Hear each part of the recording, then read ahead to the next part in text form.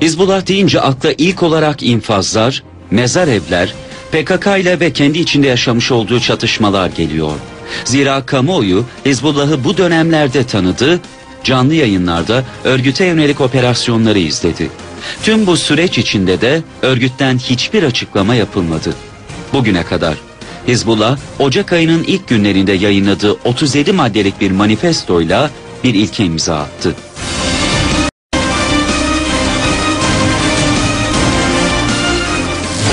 ...1979 yılında Hüseyin Velioğlu tarafından kurulan Hizbullah bugüne kadar kapalı bir kutu gibiydi. Ta ki geçtiğimiz günlerde yayınlamış olduğu manifestoya kadar. O manifestoyla Hizbullah ilk kez kamuoyuyla düşüncelerini, faaliyet alanını ve amaçlarını paylaştı. Peki bu manifesto ne anlama geliyor? Özellikle bölgede nasıl yankı buldu? Artık ben o geçmişi tartışmıyorum da bugün bu manifesto, özellikle yani camianın yani faaliyeti, düşünceleri hem kendisi hakkında hem kendi usulü, metodu hem diğer insanlara karşı gerek aynı fikirden olan gerek başka fikirde olan insanlara karşı tavrı, düşüncesi bugün net ve berrak bir şekilde kendisi tarafından ortaya konulmuştur. Bu da gecikmeli de oldu. Yani bize göre çok çok önemli bir olaydır. Yani Hizbullah zaten değiştiğini yıllardır söylüyor. Geçmişin olumsuzluklarını silmek için de elinden geleni yapıyor. O konuda şüphe yok. Ve manifestoda belki ilk sefer kendini tanımlama ihtiyacı duyuyor. Örgütler bazen kendi çalışmalarını halkla, kamuya paylaşıyorlar. Ve Hizbullah da manifestosunu açıkladı. Aslında bakıldığı zaman gerçekten bu bölgede yaşayan insanların hakların neyse ağırlıklı o haklar dile getirilmiş. Talep edilen haklar meşru haklardır. Bunu Hizbullah da istese meşru haktır. PKK de istese meşru haktır. Kim de istese haktır. Bu manifesto olumlu karşılandı. Neden olumlu karşılandı? Çünkü bugüne kadar Hizbullah hareketi kapalı bir kutu gibiydi. Önemli bir kesimin şüpheyle, kaygıyla baktığı bir hareketiydi. Fakat şimdi bu manifestoyla amacını, çalışma alanını, çalışma yöntemini ve toplum ile iletişimini açık bir şekilde ortaya koyuyor. Bu insanları ben dinliyorum bölgede. Bu insanlar batıda sizin söylediğiniz gibi Hizbullah'ı yanlış anlayan kişi bir kişi de olsa gerçekten çok değer veriyor, önem veriyor. Ve o kardeşimiz bizi yanlış anlıyor veya o kardeşimiz bizi iyi anlamalı veya biz kendimizi iyi anlatmalıyız diyor. Herhalde bunu bundan sonra biraz daha hızlı yapacaklar. Artık onu onlar düşünsünler. Hizbullah'ın çıkışının ilk çıktığı 79'lu yıllara, 80'li yılların başına baktığımızda bu dönemde de hiç kimseyle çatışma gibi bir projeleri yok.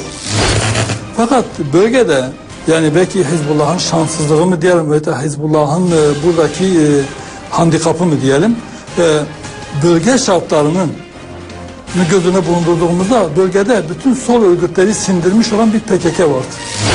Eskileri hiçbir zaman kurcalamak istemiyoruz. Eskiden tatsız olaylar oldu.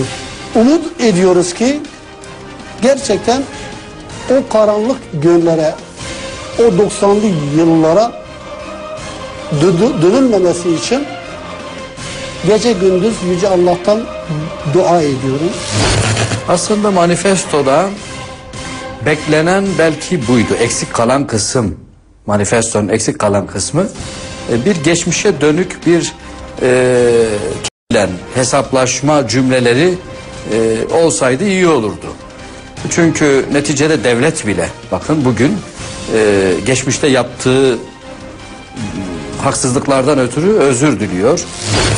Örtülü olarak yani müstetir olarak bir nedameti görüyoruz. Yani kardeş kavgasını tasvip etmediklerini zikretmişler. Bu geçmişi de kapsayan bir şey. Fakat sarahaten işte biz de yanlış yaptık, bu yanlışlarımızdan dolayı üzgünüz veyahut özür diliyoruz gibi beyanlar yok.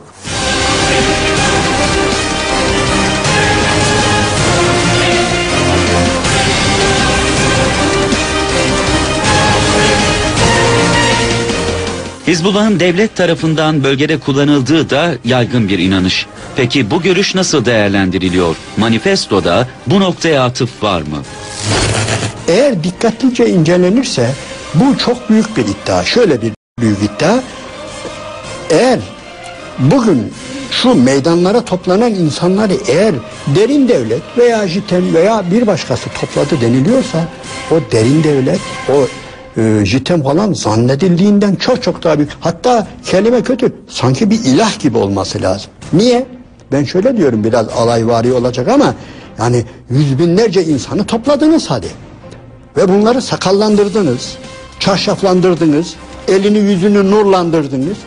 Eğer böyle bir örgüt var, bir güç varsa Türkiye'de, yani bu kadar, bunlar gülünecek şeyler.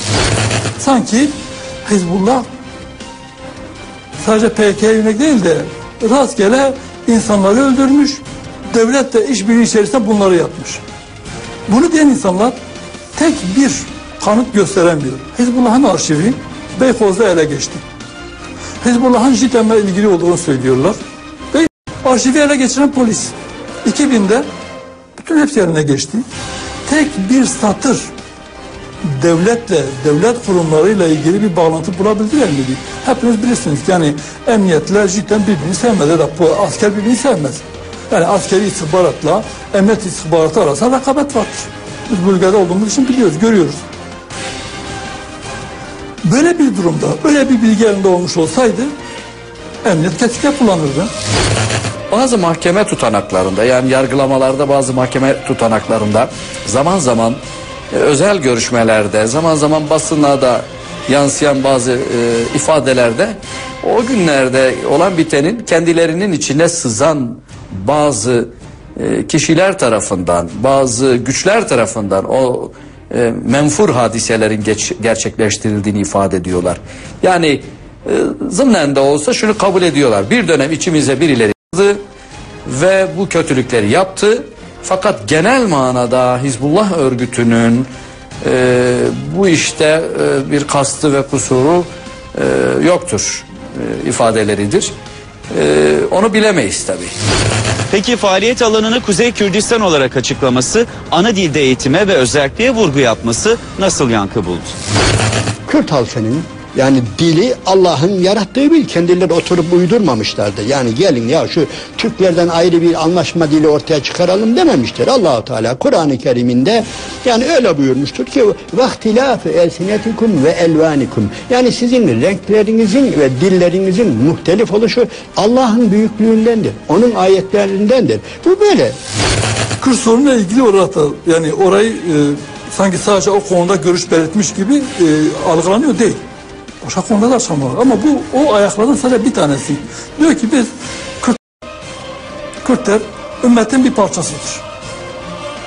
Ümmetin bir parçasıdır. Ümmetin bir parçası eğer Kürtler olmazsa bu parça eksik olur. Bu bölgede yaşayan insanlar olarak hem insan hakkı hem de İslam'ın verdiği haklar ne ise o haklar dile getirilsin. Doğrudur. İslam'da insanların doğuşundan verilen bazı haklar vardır. O haklar gerçekten verilirse hiç kimsenin, hiçbir ırkın diğer bir ırkla sorunu yoktur. Hizbullah'ın ve onun etrafındaki işte STK'ların falan sık sık muhatap olduğu eleştiri, siz Kürt sorununa duyarsızsınız.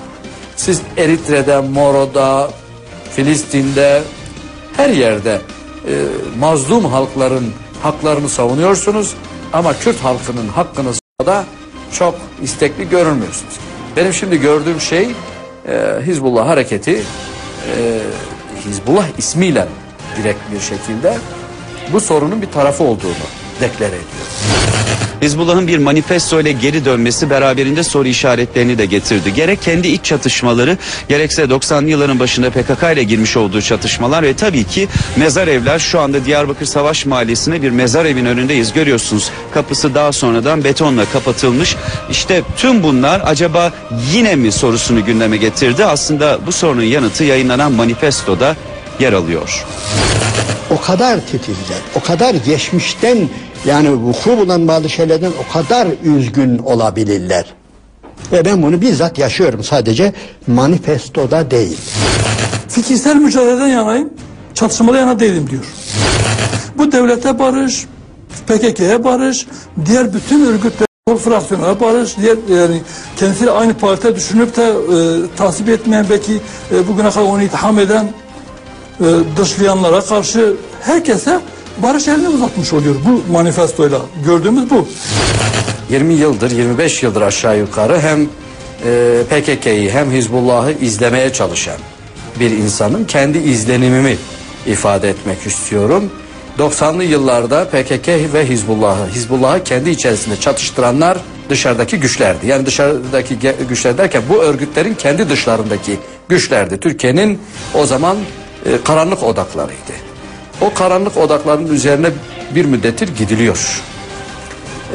İsmi Ergenekon diye kamuoyunun da bildiği bir takım karanlık odaklar Türkiye'deki bütün kesimleri birbiriyle çatıştırmıştır. Kürtlerin de örgütlerini birbiriyle çatıştırmıştır.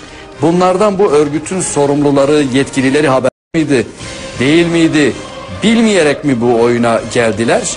Benim kanaatim odur. Yani örgütlerin içerisine bu karanlık odaklar, Ergenekonvari odaklar her örgütün içine sızdı. Hem PKK'nin içine sızdı, hem Hizbullah'ın içine sızdı. Ve bunların yönlendirmesiyle bu katliamlar gerçekleşti. Biz, İslam bizim olmazsa olmazımız, en büyük önceliğimiz.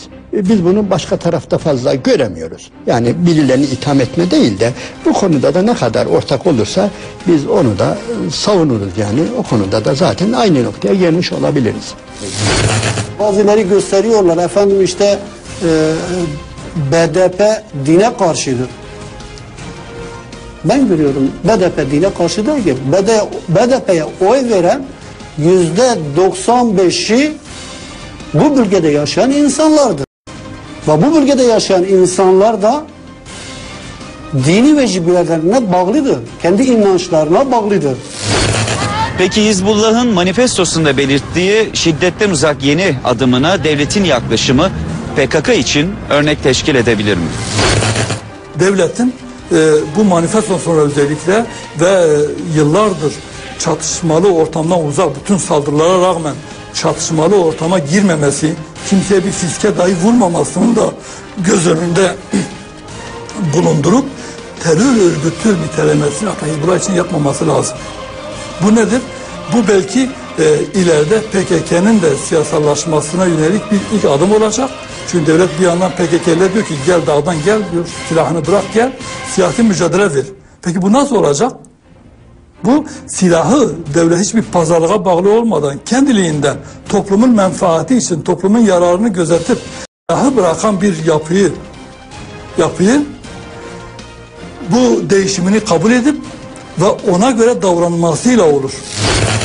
Bu iş PKK'ya taalluk eden yönü vardır, Hizbullah'a ve bütün bir topluma taalluk eden yönü vardır. Yani yeni bir başlangıç yapılacaksa bence bu Türkiye için yeni bir anayasa, bu yeni anayasanın hemen arefesinde umumi bir düzenleme. Af mı diyeceğiz buna, topluma kazandırma diyeceğiz, nasıl bazıları bir suç işlemedik, niye af dileyelim diye iddiada olanlar var. Fakat objektif olarak yanlış olan bazı pratiklerin olduğu herkes biliyor.